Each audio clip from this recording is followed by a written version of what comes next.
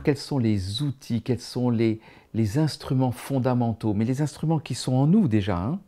Pour moi, il y a 3 instruments fondamentaux qui sont, on va le voir, la conscience, la vivance, le fait de vivre, je vais expliquer ce terme, et puis aussi l'amour, la bienveillance. On va voir que c'est les 3 éléments fondamentaux qui vont être vrais et qui vont être les moteurs fondamentaux de ce développement. Comment dirais-je, les petits moteurs, vous voyez, qui sont à l'arrière du bateau pendant le voyage. Et on fait ce voyage vers nous-mêmes, il faut un moteur, il faut que ça avance le bateau. Et bien ça va être les 3 moteurs. Alors, le premier moteur, celui qui pour moi est le plus essentiel, c'est le moteur de la conscience. Alors qu'est-ce que c'est que la conscience? Alors la conscience, on peut dire, ah, il y a des êtres conscients, je suis conscient, nous sommes conscients. Non, non. La conscience, c'est une capacité à se voir et à voir le monde, bien entendu. Mais avant tout, à se voir et se percevoir, aller à la rencontre de chacun de nos petits mécanismes intérieurs, d'être capable de dire, tiens, il se passe ça en moi, j'ai fait ça, tiens, il y avait ça en moi, j'ai fait ci, etc., etc. Imaginons que quelqu'un vous dise quelque chose qui ne vous plaît pas. Ça va peut-être vous faire réagir, vous mettre en colère. La réaction naturelle, c'est de dire que c'est de la faute de l'autre. C'est-à-dire que c'est l'autre qui vous a mis en colère parce qu'il vous a dit. Par exemple, il vous a dit que chez vous, c'était toujours en désordre et ça vous énerve qu'on vous dise ça, parce que peut-être que c'est déjà en désordre, mais ça vous énerve que quelqu'un vous dise que chez vous, c'est en désordre. Eh bien, cette colère, vous dites « Ouais, mais bon, et puis tu te rends pas compte, et puis moi je fais ça, et puis j'ai déjà beaucoup trop de temps et tout, puis qu'est-ce que t'en as à foutre, et puis lâche-moi avec cette histoire d'ordre et de désordre. » Vous allez dire « Ah, puis qu'est-ce qui m'a énervé l'autre alors ?» Donc en fait, vous allez vous mettre en colère parce que c'est l'autre qui vous a mis en colère. Ça, c'est ce que j'appelle le niveau de conscience minimale, c'est-à-dire et d'inconscience maximale, c'est-à-dire c'est la pensée de l'enfant. C'est pas moi, c'est l'autre. Ça vient pas de moi. Tout ce qui m'arrive, c'est pas de ma faute. Oh, c'est les autres, ils sont pas gentils parce qu'ils font rien que me dire des choses désagréables pour moi. Vous voyez, c'est un peu cette vision de... Moi, quand j'étais petit, il y avait un petit personnage qui s'appelait Calimero. Il avait une coquille sur la tête et il parlait comme ça. Oh, c'est trop injuste. Voilà, donc c'est ça, vous êtes victime de la situation. Vous êtes, comment dirais-je, embarqué dans un truc et c'est les autres qui sont méchants et qui vous mettent dans des situations incroyables et qui vous provoquent cette colère.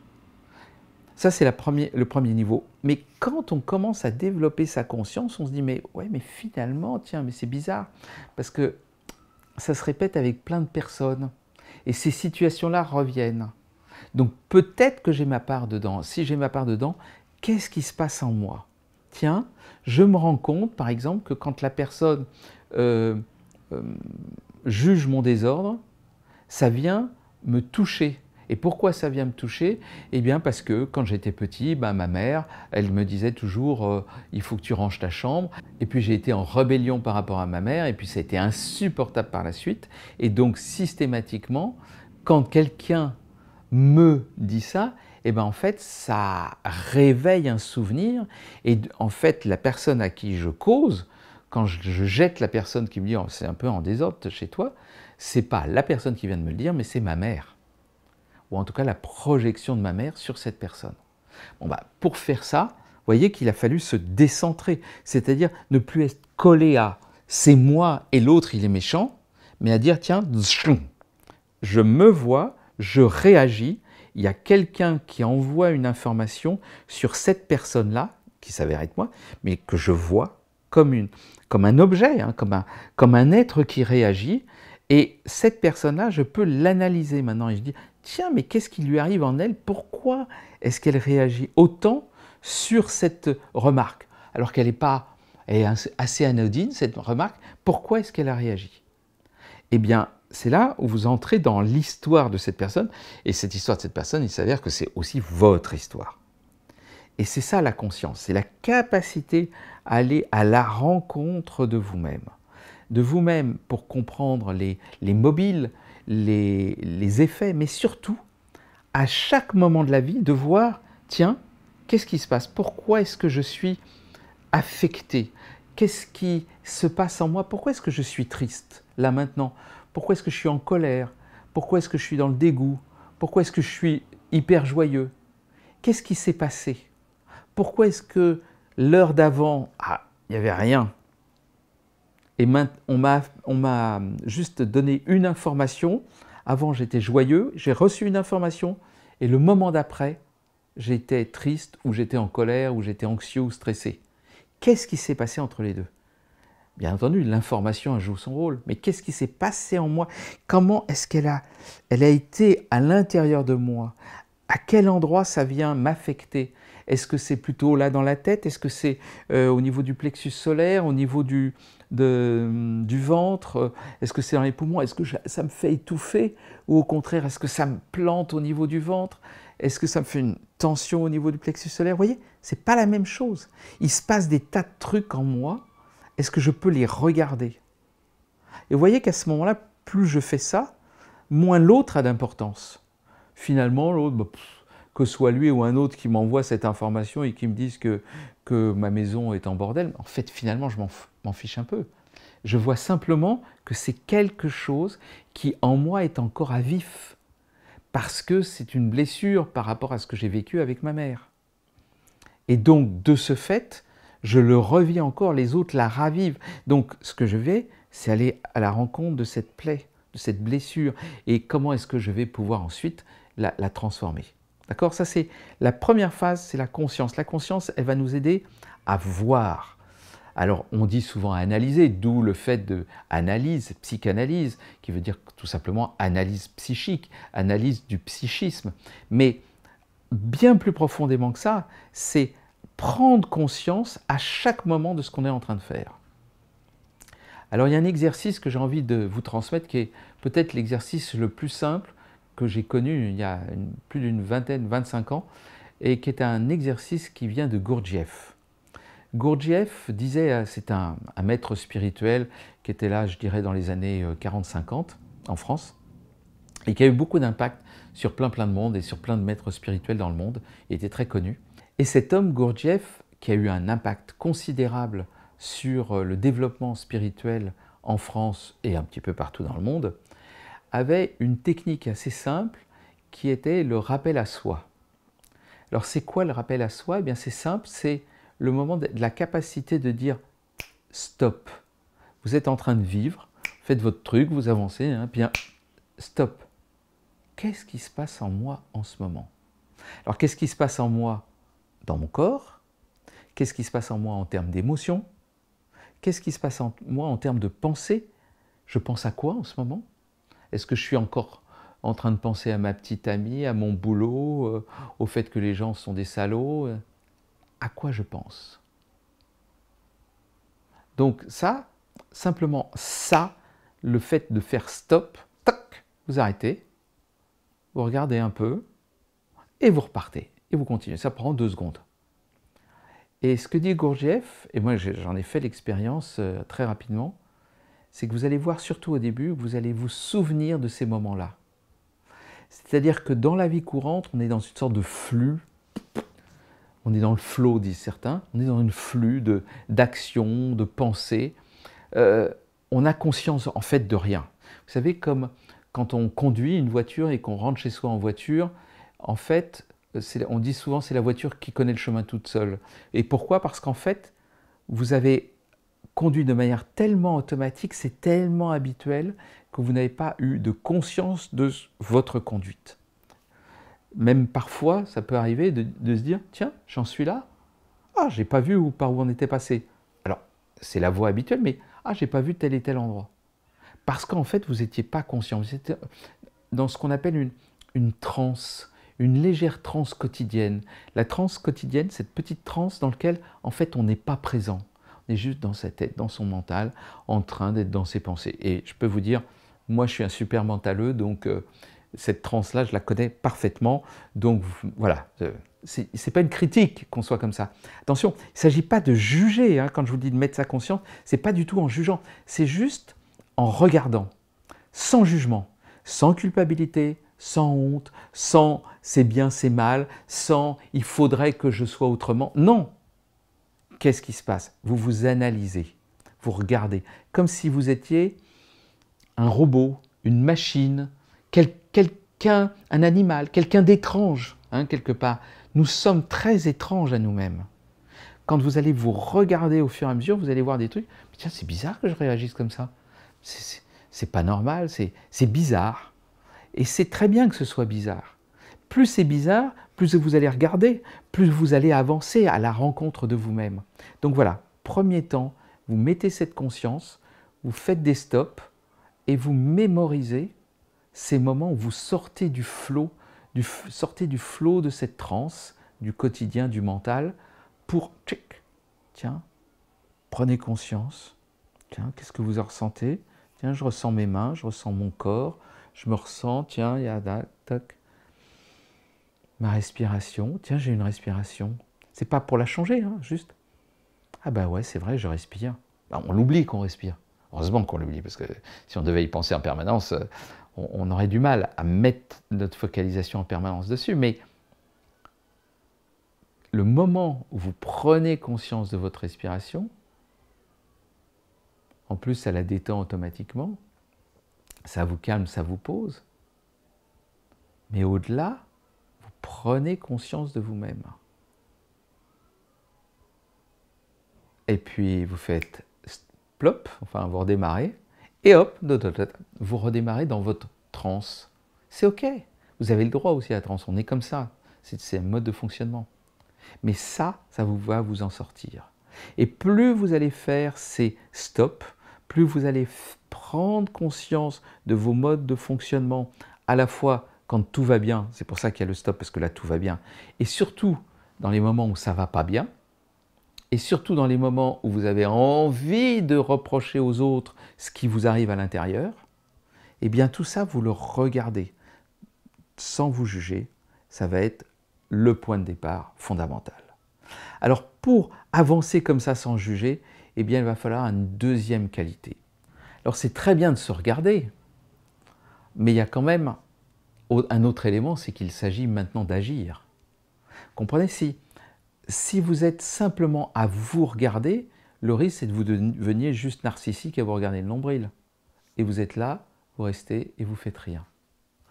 C'est très bon, parce que c'est déjà un énorme développement, la conscience.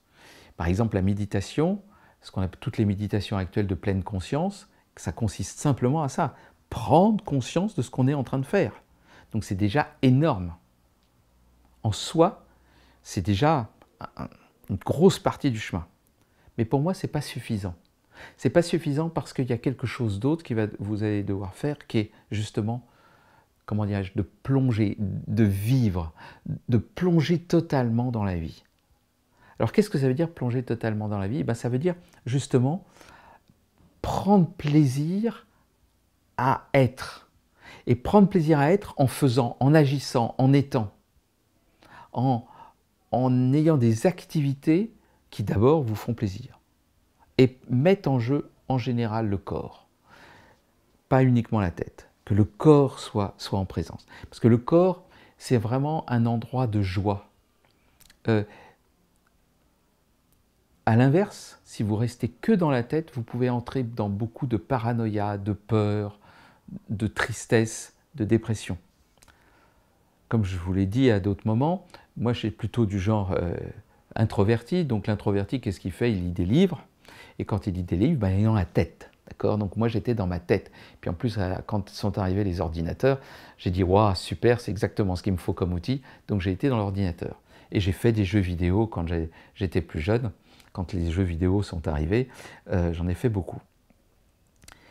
Et il m'est arrivé comme ça de passer des journées dans ma tête à lire, à faire des jeux vidéo, à faire de la programmation. Je suis informaticien, vous êtes de la programmation. Être que dans la tête. Et à la fin de la journée, j'étais dans un état, mais alors déplorable intérieurement. Soit j'étais dans la tristesse, soit il m'est arrivé, alors que j'étais dans un appartement dans lequel il ne se passait rien, dans lequel j'étais très bien, de me surprendre à avoir peur chez moi. Peur. J'étais peur. Comme quelqu'un allait rentrer, le paranoïa, vous savez, comme l'enfant qui a peur du noir, quoi. J'étais un peu dans cette même type de peur. Et j'ai constaté que ces peurs-là n'arrivaient que si j'avais passé toute la journée dans ma tête à écrire, à lire, à faire des jeux vidéo. C'est-à-dire que je m'étais éloigné de mon corps. À l'inverse, chaque fois que j'allais dans mon corps, chaque fois que je faisais des exercices, ça peut être de marcher, ça peut être de simplement sortir dehors, mais encore mieux d'aller se balader, aller faire des exercices, faire du sport si on en a envie, danser, rien que pour soi, hein, pas danser pour l'autre, danser pour soi, juste danser pour soi. Et à ce sujet, en passant, juste une petite parenthèse, je vous conseille de danser chez vous 5 minutes au moins par jour. C'est un conseil fondamental. Faites des mouvements dans tous les sens, n'importe quoi, ce qui vous vient, roulez-vous sur votre tapis, faites danser un peu avec la musique que vous mettez, qui vous fait plaisir, vous êtes seul chez vous, personne ne vous regarde, lâchez-vous, c'est juste génial et ça vous donne une pêche incroyable. Donc voilà, quand vous allez dans votre corps, vous allez avoir la pêche et c'est automatique, c'est de la joie. Et vous allez remarquer un truc, c'est que quand vous êtes triste, vous n'avez pas envie d'aller dans votre corps. Et quand je dis quand vous allez remarquer un truc, vous allez mettez de la conscience sur toutes vos actions.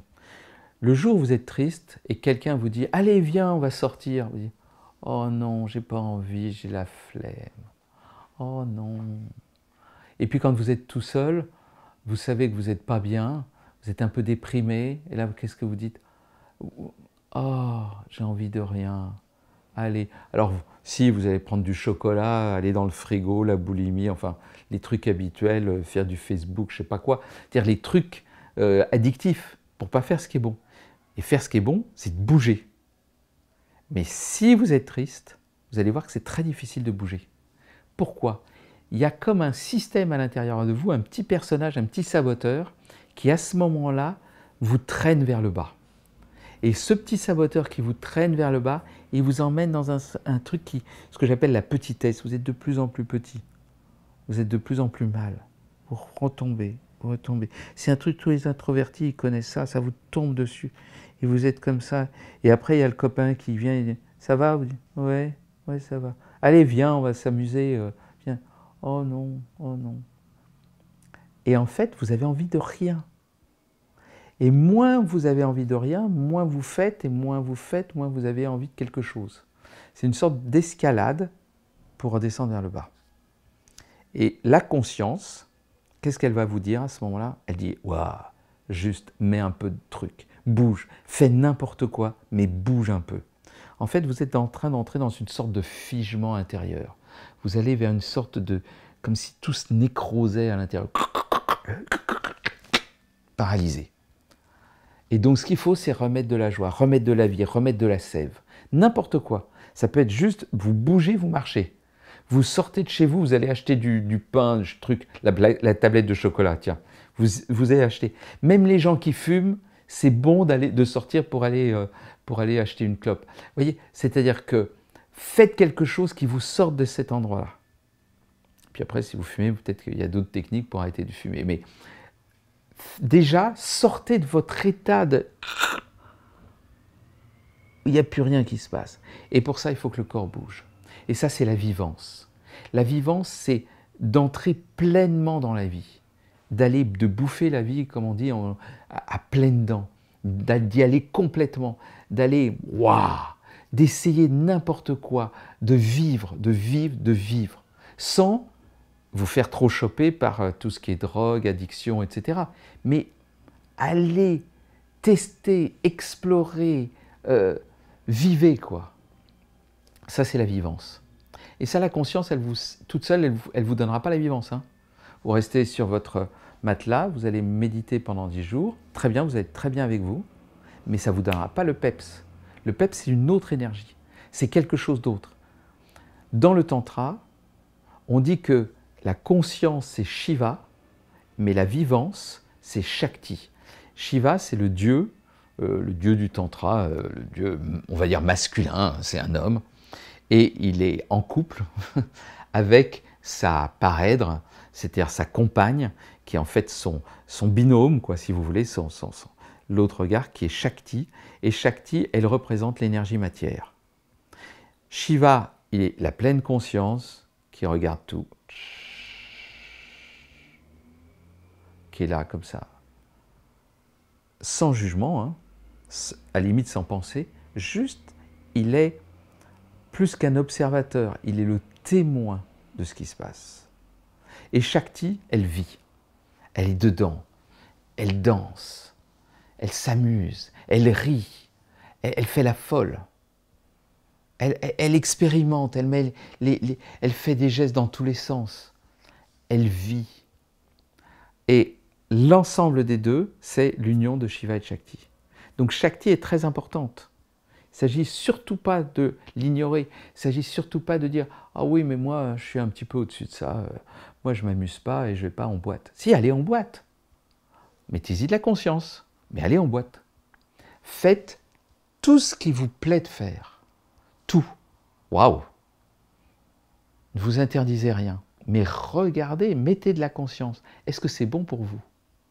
Est-ce que manger certains types d'aliments est bon pour vous? Ça, c'est la conscience qui va le dire. Mais tant que vous ne l'avez pas exploré, vous ne savez pas. Après, sinon, c'est « Ah oui, on m'a dit que… » Ah oui, on vous a dit que… Mais la vivance, c'est « J'y vais, je plonge dedans, je m'immerge dedans. Je vais à fond dans cet espace-là. » Alors voilà, vous voyez les deux premiers ingrédients. Un, j'observe. Donc l'introverti sait très bien faire cette partie-là.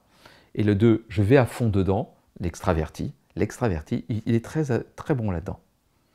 L'extraverti, il a besoin de conscience. L'introverti, il a besoin d'agir, il a besoin d'aller dehors, il a besoin de bouger. Maintenant, c'est très bien, on a les deux, mais qu'est-ce qui va les unir? Eh bien, c'est le troisième élément. Et le troisième élément, c'est la bienveillance, l'amour. C'est-à-dire l'endroit où vous allez non seulement vous accueillir totalement vous-même, mais vous allez accueillir l'autre, dans ce qu'il est, dans sa différence. Maintenant, on parle beaucoup d'empathie, c'est-à-dire la capacité à reconnaître l'autre comme un autre moi-même. Il a autant l'autre le droit d'exister que moi. Il a sa logique, il a ses trucs, il fonctionne comme il est, l'autre, mais il a le droit d'être. Et comme il a le droit d'être, je peux ouvrir mon cœur à lui. Et comme l'autre a le droit d'être, eh bien je peux me connecter à lui. Je peux ouvrir mon cœur à lui. Alors ça veut dire quoi, ouvrir son cœur? Ça ne veut pas dire ah, tout le monde il est beau, tout le monde il est gentil, vous pouvez faire tout ce que vous voulez, etc. C'est pas ça. C'est de dire, en fait, quand on est en relation, lui et moi, je prends en compte son point de vue. Et même si je ne suis pas d'accord, je m'ouvre à son autre point de vue, à sa perspective. Alors quand tout va bien, c'est assez facile à faire. Et même, par exemple, est-ce que vous êtes capable d'aller rencontrer un chasseur qui fait de la chasse, je ne sais pas, au lapin ou au sanglier ou à autre chose, et sans essayer de le convaincre qu'il ne faut pas faire de chasse? Ça, c'est ça la bienveillance. C'est ça l'empathie. Ça ne veut pas dire que vous allez changer de point de vue. Il ne s'agit pas de changer votre point de vue. Votre point de vue, je pense que vous êtes un peu comme moi, pas spécialement un fan de la chasse. Mais donc, votre point de vue, ça va être de dire « Attends, les chasseurs, pas du tout. La chasse, c'est terrible. Et puis les animaux, etc. » Est-ce que vous êtes capable d'aller rencontrer quelqu'un qui n'a pas le même point de vue que vous? Est-ce que vous êtes capable d'aller rencontrer quelqu'un qui n'a pas la même perspective que vous? Ben là, waouh! Il faut lâcher ses jugements, il faut lâcher son être, il faut lâcher ses points de vue pour ouvrir son cœur à quelqu'un qui pense différemment que vous, sans nécessairement entrer dans cette même manière de penser. Quelqu'un vous dit quelque chose, vous êtes en conflit avec une personne. Alors comme on le disait tout à l'heure, est-ce que c'est de la faute de l'autre? Non. On va dire les torts sont un peu partagés. Ok. Est-ce que vous êtes capable de faire le premier pas pour vous ouvrir à l'autre et vous dire « Ouais, t'as raison en fait. Ce que j'ai fait, c'était pas juste par rapport à toi. » Est-ce que vous êtes capable de ça? Ben ça, c'est l'amour, c'est la bienveillance. c'est le chemin pour dire « excuse-moi, je suis désolé, pardon ». Le moment où on va vers l'autre pour dire « mais oui, t'as tout à fait, je comprends que tu puisses penser ça, il y a des raisons, ton histoire, ta vie, donc je suis avec toi ». Par exemple, dans un couple, l'autre vous emmerde comme c'est pas possible sur un truc, et en fait, vous allez comprendre d'où ça vient, et vous vous engueulez, c'est terrible, gna gna gna gna. Est-ce que vous êtes capable de faire le premier pas pour aller de nouveau vers cette personne alors que ça vous a touché? Alors que pendant un moment, vous dites ah, « puisque c'est comme ça, je vais m'en aller, comme ça, je vais... » N'importe quoi. Tout ce que vous aviez dans la tête, avec tout cet affect intérieur, est-ce qu'ensuite vous êtes capable de dire « je suis désolé, pardon, je t'aime ». Est-ce que vous êtes capable d'aller jusqu'à l'endroit où vous dire « merci » de ce qui vient de se passer, parce que j'ai appris encore quelque chose de nouveau sur moi? Vous voyez, ces 4 termes, certains l'ont entendu, c'est la technique qu'on appelle Ho'oponopono, qui est la technique que je trouve absolument magnifique, qui est d'ouvrir son cœur en se demandant pardon, en demandant pardon à l'autre, et en reconnectant le cœur, en reconnectant l'amour. Vous voyez, ça c'est la 3e composante. Il n'y a pas besoin de conscience, il suffit juste d'ouvrir son cœur. Il y a évidemment agir, mais ce n'est pas du même ordre, c'est pas j'explore, je vais à fond, c'est je m'ouvre à l'autre. Et pour moi, c'est ces 3 composantes fondamentales qui font le tantra. Je vous ai dit, c'est Shiva et Shakti, donc qui sont les divinités du tantra, les symboles, les principes fondamentaux qui sont représentés par Shiva et Shakti. Ce n'est pas des dieux, on n'est pas là hein, comme ça devant les dieux à se prosterner devant eux. Non, par contre, on reconnaît l'importance de Shiva, c'est-à-dire de la conscience. On reconnaît l'importance de Shakti, c'est-à-dire ce féminin au sens tantrique, qui est juste cette énergie matière, c'est-à-dire cette capacité à aller complètement dans la forme, de plonger dans la vie complètement. Et cette 3e composante, qui est le lien entre les deux, qui est cet amour bienveillant, qui va permettre que ces 2 aspects vont s'unir l'un à l'autre. Et pour moi, c'est ça le tantra. C'est ensuite tout un ensemble de pratiques pour augmenter la conscience, augmenter cette vivance, augmenter cette bienveillance et ce rapport à l'autre et à soi-même, bien entendu. Donc voilà pour moi comment le tantra, pour moi, est une voie merveilleuse puisqu'elle contient naturellement ces 3 composantes. Et donc, c'est celle que j'ai choisie et c'est celle que j'ai envie de vous faire partager.